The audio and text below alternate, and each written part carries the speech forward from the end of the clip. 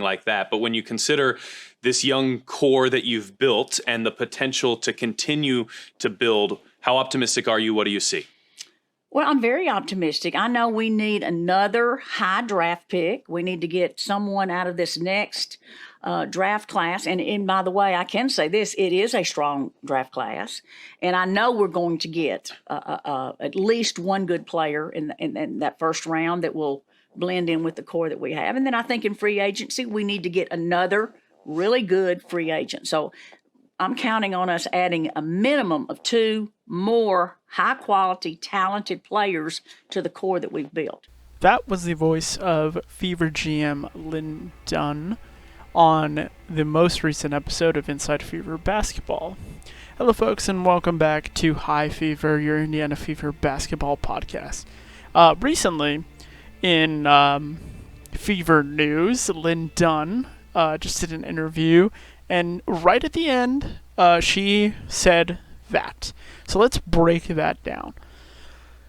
So my last video, actually the video in the halfway of the season predictions and outlook, I said there was 2 roads this team could go.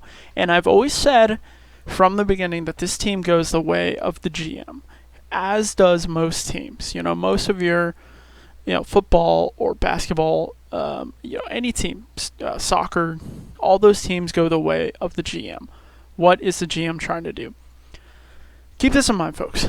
Lynn Dunn was just hired.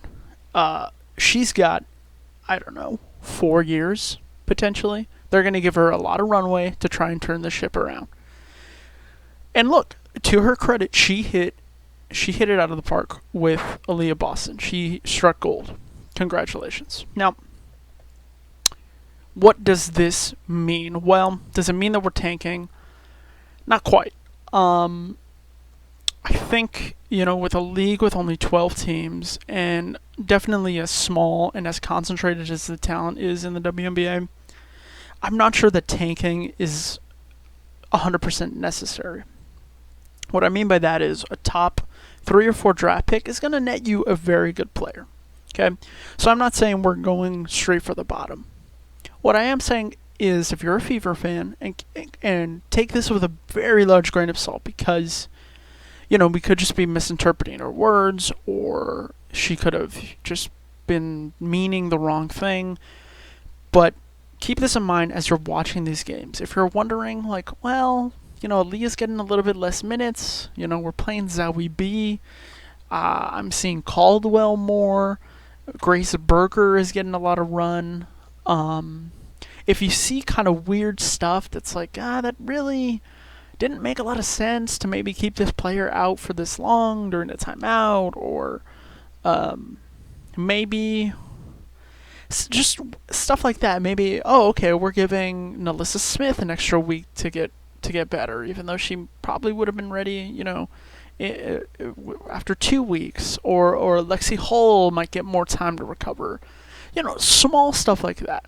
And it starts at the top. Of course, Lynn Dunn is not going to sit down with Aaliyah Boston and go, you know what, I need you to start turning the ball over so we can draft Caitlin Clark, or so that we can, I don't know.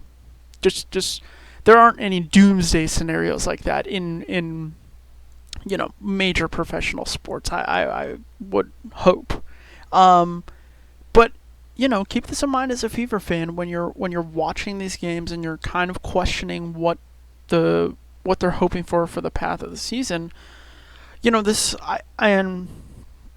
I now, with these comments, believe this now more than ever. This was never a win now season, and maybe it should have never been, right? But as somebody who watches all these games and as a fan of this team, you have to understand that it was never win now. And so, all these losses that are piling up, these 8-game losses, it's not hurting the organization as much as you think, right?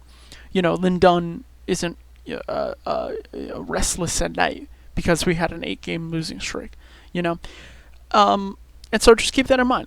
Like I said in many of these videos, we obviously weren't ready for a serious run, right? We're probably a couple years away from that.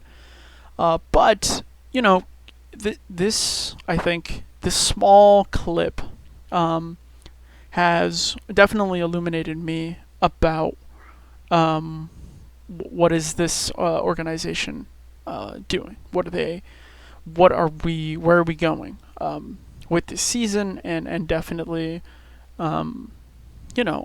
just as a future. So, do I think this was a slip up? Yeah.